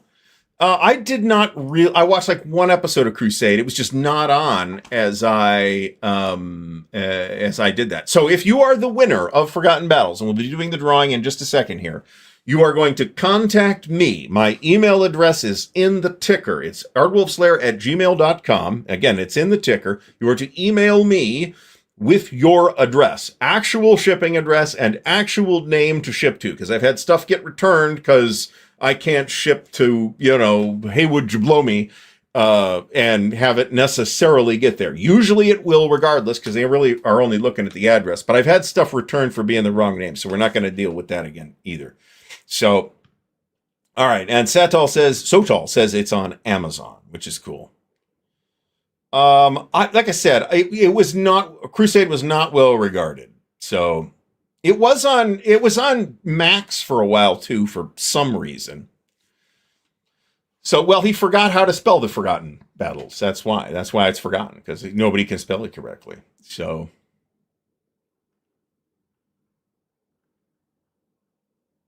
all right. And Stephen Rochelle says, well done to Carl and the rest of the team on the point maps. Yeah, I mean, I'm curious, Carl, do you know how many reprinted maps they needed? Because it couldn't have been that many. No more than a couple hundred, surely. I got my shipping notification today. You guys really didn't have to send me another one, to be honest. I don't care. The map part of the map is fine. That's what I cared about. However, if this was a printer issue, which it kind of sounds like it was, then I do think Multiman is doing the right thing here by making it right at the printer's expense. So, all right, folks, I am going to wait approximately 45 seconds. So we'll make this a last call. Hashtag Forgotten Battles in the chat if you are interested in winning a brand new shrink-wrapped copy of the monster Forgotten Battles game from MMP. Designer Tony Burkett, series designer Dean Essick. This contains an OCS series rulebook version 4.3, Forgotten Battles specific rulebook with historical commentary, designers, developers, and player notes, a separate scenario book, Axis order of arrival booklet with Axis tables and stuff, Soviet tables and order of arrival booklets, 2 OCS 4.3. Did they really do a registered trademark of OCS? Cool for Multiman. Nobody seems to want to do that anymore. Nobody wants trademarking stuff costs money. 4 22 by 34 inch maps, 8 counter sheets, 8 full color play aids, 2 multi-unit formation displays, 1 Axis, 1 Soviet, plus the box and the dice. So, I'm going to not put it back up there because I don't want it to accidentally fall off, because then I'll have to send you one of my copies. I would just, that's all I would do. I would just send you my other shrink-wrapped copy. So, oof. Okay. Oof. That's a lot of maps. So, I imagine this is true. I met Jerry Doyle at an Origins one time, actually. This might have been the same Origins, actually. Yeah. Anyway, all right. So yeah, I'm not sure I'd noticed that the registered trademark symbol before. All right, folks. Last chance. You've got seconds to go here. 2, 1. All right. We are going to push the button. And here we go. Let's see who's going to win. We got 110 entries, which is pretty good.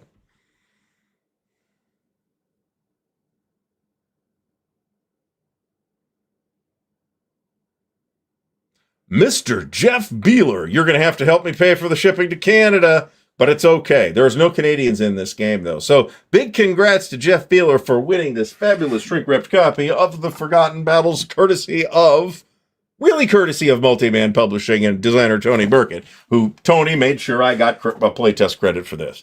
So thanks to Tony. So we'll say courtesy of Tony Burkett.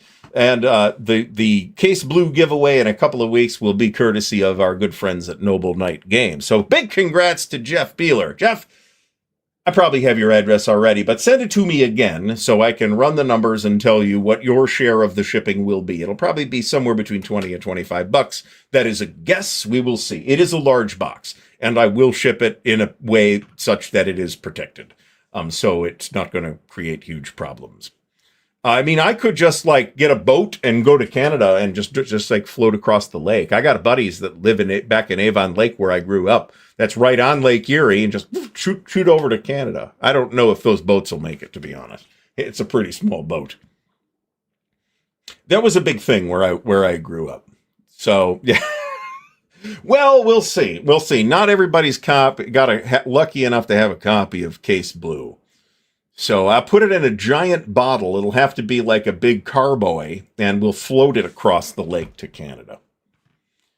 If you're splitting the cost half and half to Canada, it's really not that bad, to be honest. If you're footing the whole $45 on your run, that's about what I expect it to cost, somewhere between $35 and $45. Split 2 ways, that's not too bad. Split once, it sucks. So anyway, well, we're done with the topic.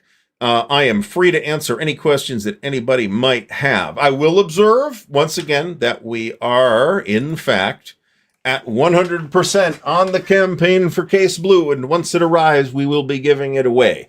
I am tentatively assigning that date to roughly 2 weeks from tonight. So, however that's going to work. So, okay, cool. That's just something else that's coming to me from Noble Knight that I ordered for myself. But I do want to give a big shout out to all the folks who used the affiliate link here. It was, like I said, I thought it was going to take 3 months to accumulate enough store credit for this because it is expensive. And that was not necessary. And again, thanks to Noble Knight for giving me a little bit of discount off the price so that when they reached out to me about that, I did not ask. So I could not ask for a better partner on Noble Knight. What I might do, there will be a separate video on the Case Blue giveaway regardless, but if it's going to be on this show, which I'd kind of like it to be, I will do a separate video that says, hey folks, tune in Monday. We'll be giving away a copy of Case Blue. As insane as that sounds. But I wanted to, to kind of show my appreciation to the folks who come and watch the show and who are here all the time and who provide support, whether that's, through the Patreon or the now defunct merch store or the, whatever, or the affiliate link, or just showing up and liking the video. I appreciate that too. Steve and Rochelle, 2 weeks from tonight is vacation. You can either pay for cruise ship internet or just pay for a copy of Case Blue. Cruise ship internet sounds expensive. I don't know. The accompanying game Lost Battle. Are you talking about the Lost Battles? Well, I don't know which game we're talking about. Lost Battles here. Let me put it that way. So, and as Danny points out, don't forget to hit the like button. So I have, in the time between now and last week, when we last had a show, watched the entirety of Foundation Season 2 on Apple TV+. It is better in a lot of ways than Season 1 is. And I do think that toward the end of the season, some things start to come together for it that I think make it a better show. I don't think it is it is not a faithful adaptation of the original material, let me put it that way. But I watched an interview about it, and they pointed something out that I thought was actually interesting. They're paying a lot more attention to the prequels that Asimov wrote later that just deal with Harry Seldon than I was. That's actually super obvious, even in the first episode. But Phil Sabin, okay, I am not familiar with that game. I do know the game we're talking about, Lost Battles. Lost Battles? Lost Battles? 4 Lost Battles is the thing from OSG. If we talk, this is the game I'm thinking of. Or are we talking Lost Battles from SOT-28? Because those are totally different games than the Lost Battles from Phil Sabin. I'd be interested in seeing this too. I find the Soviet space program to be fascinating. So I am also interested in seeing this. And very interested in just seeing information about it. So I did manage to get through the whole season of Foundation in just a few days. Got some counters clipped while that was happening. And I will watch the 3rd season. That's coming in like next week, later this week. The 11th, I think, is the date for so Friday starts the third season. The 3rd season is the season where we get the mule.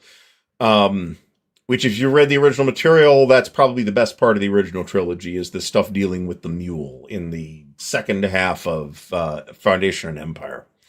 It is very much a complete reimagining. I do think that the series has done some really interesting things.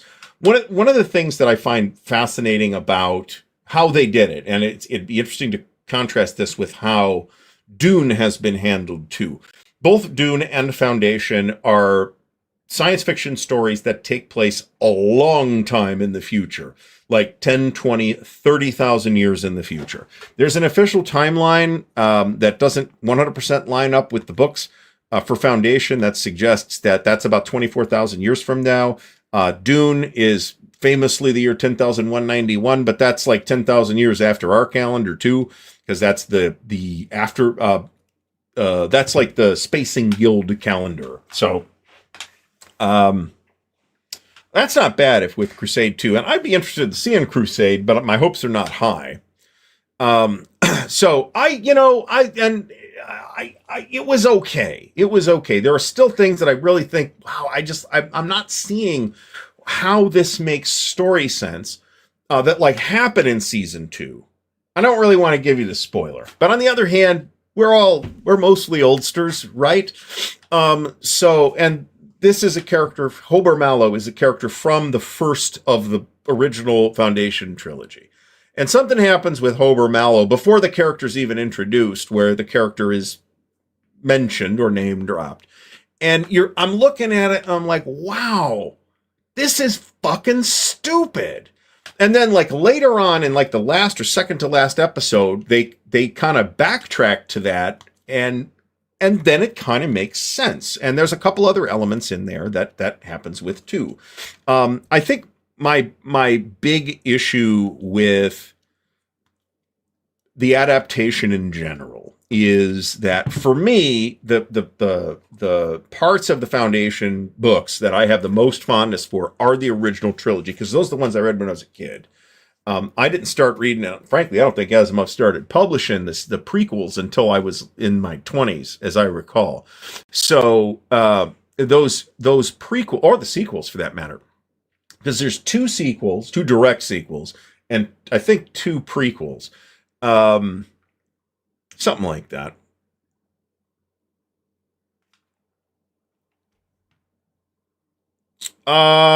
You can read this entire story in one of Asimov's 4 volumes of autobiography. So Asimov is on the bus or subway or whatever, on his way to visit John W. Campbell, and he doesn't have a really good idea, but he is reading Gibbon's Decline and Fall of the Roman Empire, and it is Campbell that comes up with the psychohistory example angle, as I recall, which I thought was actually pretty interesting. So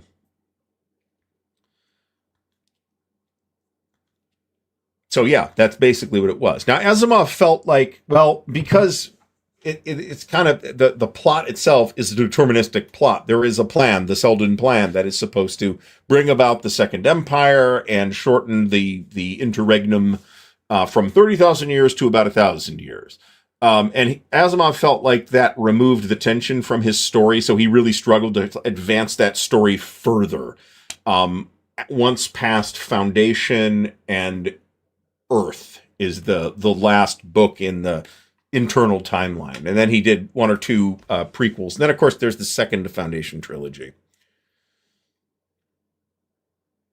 You know, I came close to buying these at Origins because they had a buy 2 get 1 free sale on the paperbacks and the hardcovers, actually, from Catalyst. And that's like the 3rd year in a row I've seriously thought about buying this and the Grey Death Legion stuff. Mike Stackpole's a pretty good writer. And so I remember liking the relatively small amount of Battletech fiction that I read back in the day. I'm not sure I would now, so I wasn't quite willing to drop $30 on books that I might not like, but Clark.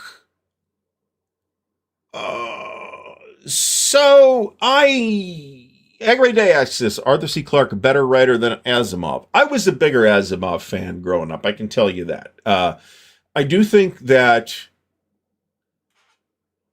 they're very different writers. Asimov has a very direct, streamlined, compact style. Clarke had a bit more flourish to his writing. In general, in terms of like prose quality, I'd say Clark's got better prose than Asimov, but Asimov had some really good ideas. And conversely, I feel like some of Clark's stuff has aged pretty poorly. I think that Childhood's End, for example, if you read the book, it's got some, I mean, they literally like find out where one of the alien planets are in the book by using a Ouija board. It's dumb. I think, and you know, at the time that was published, maybe that was less dumb. A decent number of Clark's books feel fairly dated. The same is true of Heinlein. But in Heinlein's case, I think it is specifically more because of the prose style. He's got this sort of a little more vernacular prose style than either Clarke or Asimov did, and I think that works well in some places, even today. In other places, I think it works less well. In fairness, however, I do feel like Starship Troopers holds up better. It feels less dated to read than The Forever War does, even though The Forever War is just as good of a book, if not better. All right, so Neil Badkey says, the three-body problem on Netflix was good, but the original Chinese TV series is so much better, special effects less so.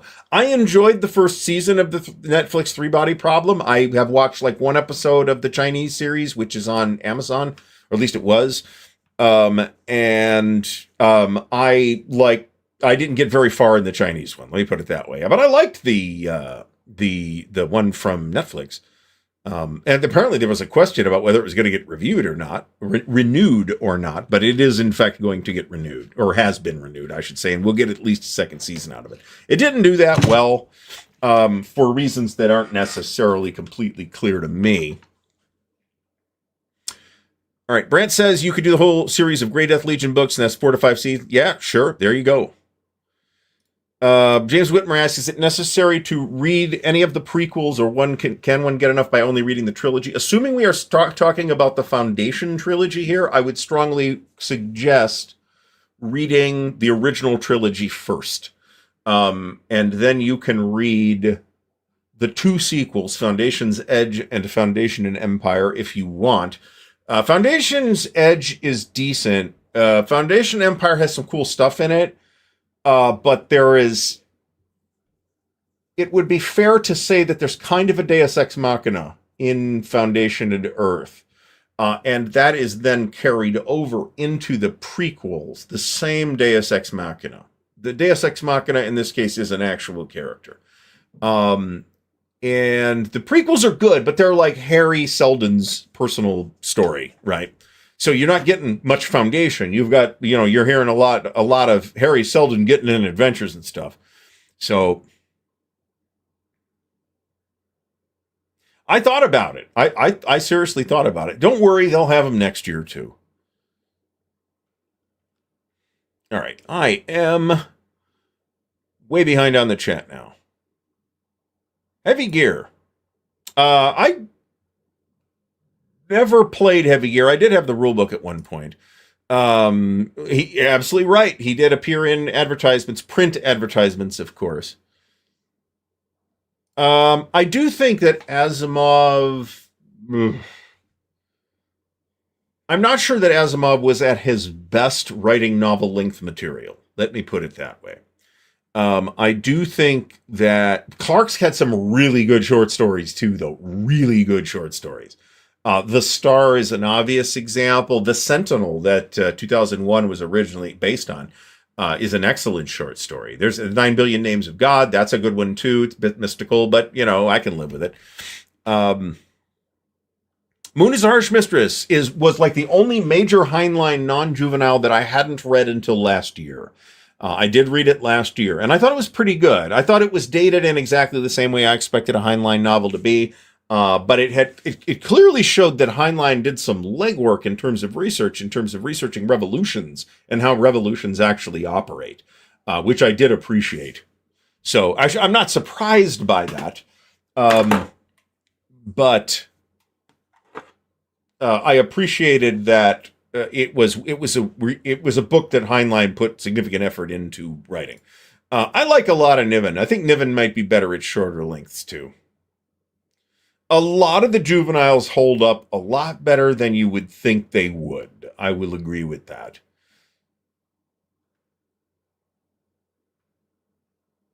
I haven't read that much Philip K. Dick. I've read Radio Free Albemuth, Ubik, Do Androids Dream of Electric Sheep, and The Man in the High Castle. That's all the Philip K. Dick I've read. I grew up on the John Carter stuff.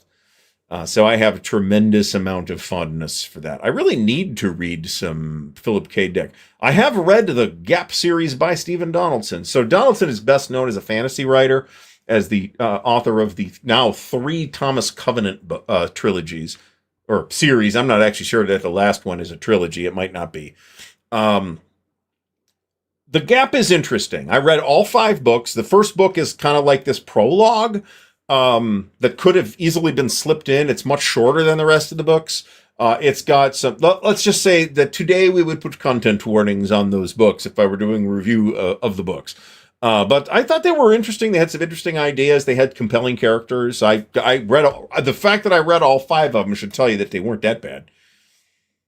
Chung Kuo. I remember these, but I never read any of them. The Martian Chronicles. The Martian Chronicles is good, but it is a short story collection, or fix-up if you like, rather than a novel as such. I have seen this. This is actually pretty cool. I am not that big of a Ray Bradbury fan, though. He's a remarkably good writer, but a lot of what he wrote struck me as more fantastical than science fictional.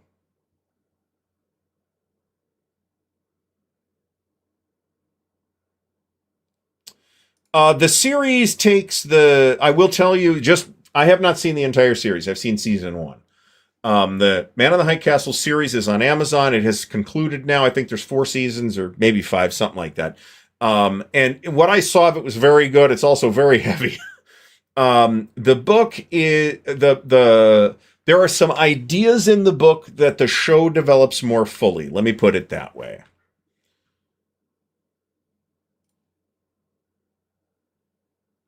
Well, I mean, by today's standards, yeah, those books are super short, but they were probably average length. Now, they might have been a little bit short at the time because they were published in pulp magazines. I have never read a word of Neil Stephenson. I have picked up Snow Crash. I think it's Snow Crash that I picked up, so I intend to read that. Charles Stross is great. I like Alistair Reynolds a lot. I have not read Ken MacLeod. I have actually heard that the Dan Abnett 40K novels are actually good. And there's a shitload of them. Oh, I think... So, you know what? Nobody seems to have known about the child abuse allegations against David Eddings and his wife until relatively recently. At least I hadn't heard that until relatively recently. I'm not sure if there would be pushback. I enjoyed the Belgariad and have read it at least 3 times. All 5 books. It is not great literature. It is a fun, lightweight fantasy.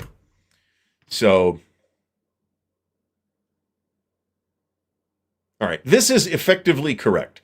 Forgotten Battles is the second big game in a sort of mini-series within OCS called Ostfront. The 3 main games are the Third Winter, which has been out for a few years, and the Forgotten Battles, which just came out, and the Hero City, which is the next and last one. And then the OCS Crimea game has a 1941 Crimea situation and a 1943 Crimea situation that you can attach to the bottom of Forgotten Battles if you wish. I've not played Hero City actually, but I've played both. I was in the playtest for both Third Winter and Forgotten Battles, and I like both games a great deal. They run from September, let's see if I can remember this correctly. They run from September of 43 to May of 44. I think that's right. So, yes, it is, in fact. But every game is completely standalone. And with the Hero City, there will be like an extra set of rules in the Hero City that will let you play them all together if you wish. And if you have an absolutely insane amount of table space available. I have seen it set up. It is crazy. Snow Crash. I don't know if Snow Crash is the start of Cyberpunk. I'd pin that on... Cyberpunk has predecessors. But it was Neuromancer that I think really ignited the spark of Cyberpunk. April. There we go. September 26th to April 8th. That's because you're Canadian, because everyone has forgotten about the Canadian, the very substantial Canadian contribution in the Second World War. Yep, Marion Zimmer Bradley was not a good person, as it turns out. But the only thing from Marion Zimmer Bradley that I ever read was The Mists of Avalon, which I did think was very good. I read it in probably my mid-teens, and I liked it quite a bit. Might have been late teens. I don't know. All right. So we are going to, well, Bruce Sterling. There's a number of these. This is fodder for the book channel if I ever do much with that. Ooh, and I do think the first book is really good. I do think the second book kind of drives off a cliff, to be honest. But the first book was good, and I was very excited about about that Dan Simmons series, and it does kind of tie in. It's science fiction, straight science fiction. I'm not sure I'm going to explain it in the 0 seconds that we have left. So, folks, we have had a great show tonight. I would like to thank everybody for coming out this evening. Once again, we have a giveaway coming up of Case Blue in a couple of weeks. I will probably firmly announce the date of said giveaway on next week's show. That is the plan. It is possible, maybe probable, that it will actually be in my hands by next week, but I'm not dead certain on that because you never know what the post office is going to fuck up. So, as we all know, I'll have another story about that at some point, but hopefully I can combine that story with good news too. So, and by all means, go read the Origins After Action report and encourage your favorite wargame publishers to show up to Origins. That doesn't necessarily mean a booth. But check out the Armchair Dragoons After Action Report for Origins over at the Armchair Dragoons site. I hope everybody has had a great time tonight. I'd like to once again thank everybody for coming out. I'd like to thank the patrons of Ardwulf's Lair. Once again, we would not be able to keep doing this if it was not for all the support that the show and the channel get. That includes the Patreon and the affiliate link and coming to the shows. So I appreciate it. I appreciate everybody's attention here tonight. Everybody have a great rest of the week, and we'll see you all again soon.